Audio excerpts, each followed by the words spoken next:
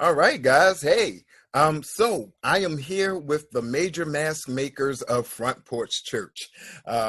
If you can look on the screen, you'll see Janet, you'll see Karen, you'll see Megan, and you'll see Wanda. And these are the ladies who are making it happen in the mask world at Front Porch.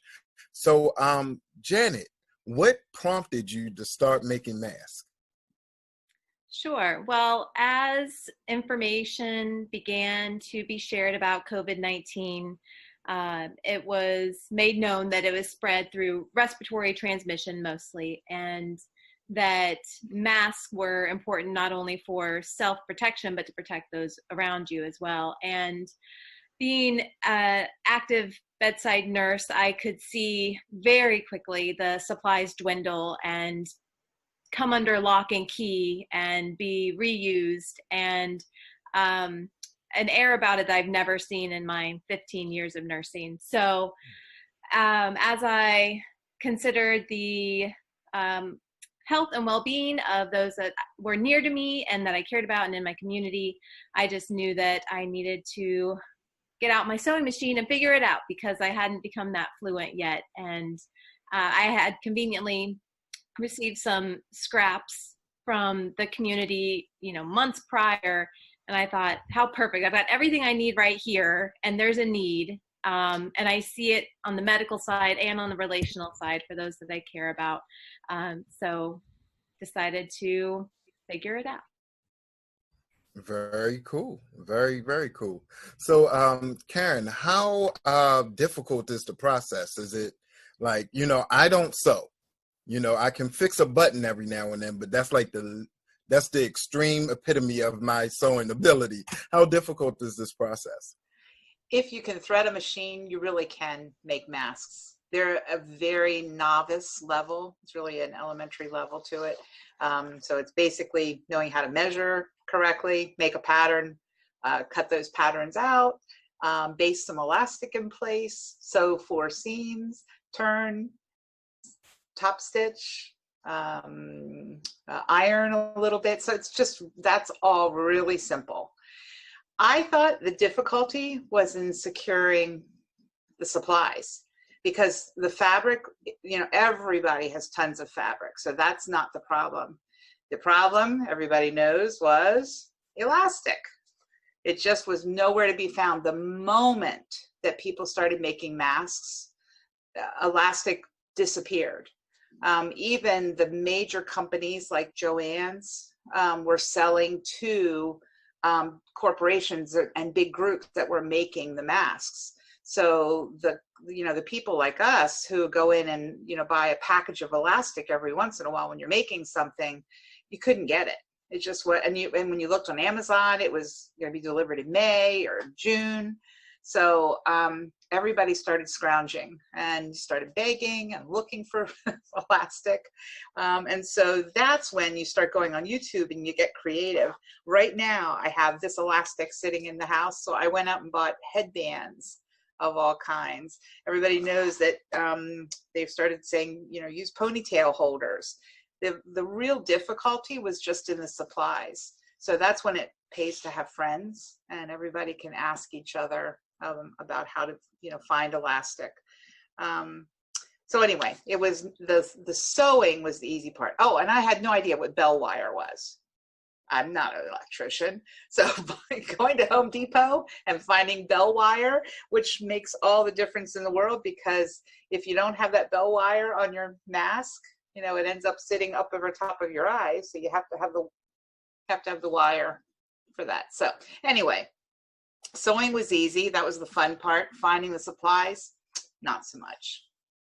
Yeah, that I totally understand. I think when Andy and I went to Home Depot to look for the wire, it was about a 2-hour process, mostly because Andy wanted to talk to everyone, but also because we couldn't find what we were looking for right off the bat.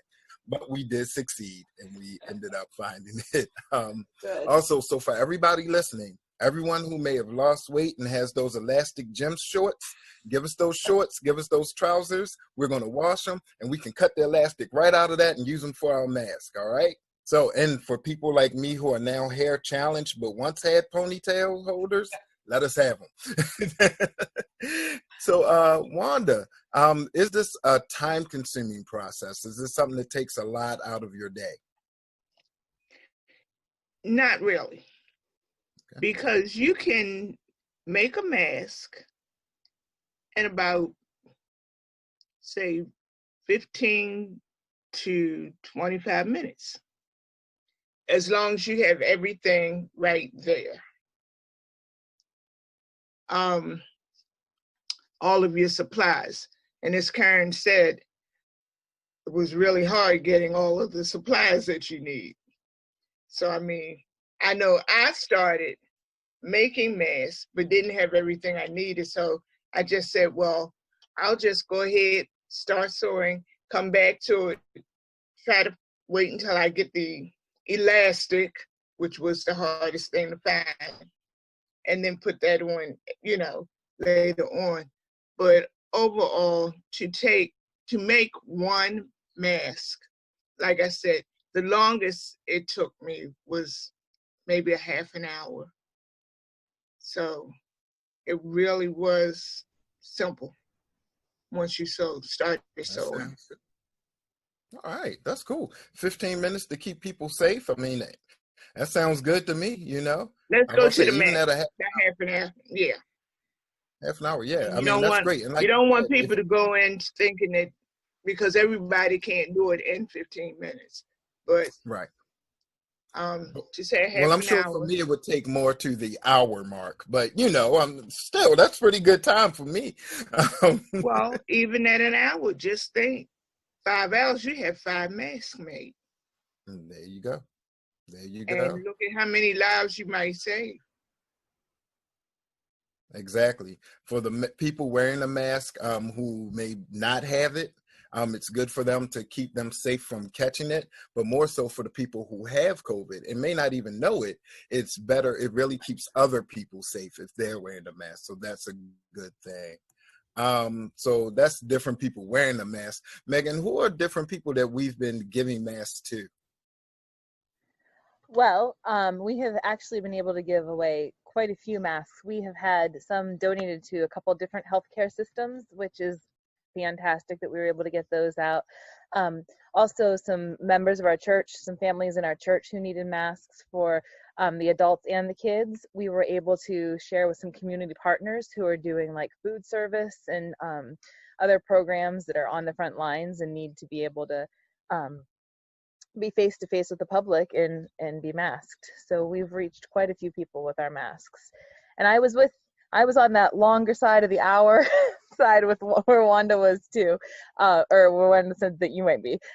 And but you get better with time, you get faster, and you get creative with what you have to use when you can't, like Karen was saying, when you don't have the elastic. I ended up ordering like bulk shoelaces from Amazon, and they're really long. I didn't even know they made shoelaces that long, but those have worked really well as straps to tie too. So we were able to get those out, and also just to people in our own neighborhoods, in the different neighborhoods that people live in Baltimore. We have right next door to us, we have an elderly couple that needed masks, so we were able to give them some and share with our neighbors. Awesome. And that's really what it's about, sharing with our neighbors. That's one way that you ladies are helping Front Porch bring more heaven to earth, you know, loving on your neighbors, making sure that everyone is safe and everyone is well in this time of pandemic, or as they say on the news, in these uncertain times. So we thank you. We love you on behalf of the church. And you ladies, I saw Janet making masks with the superhero patterns. As for me, all of you ladies should have super women masks because you all are super women. I love you guys. And thank you very much for everything you've done.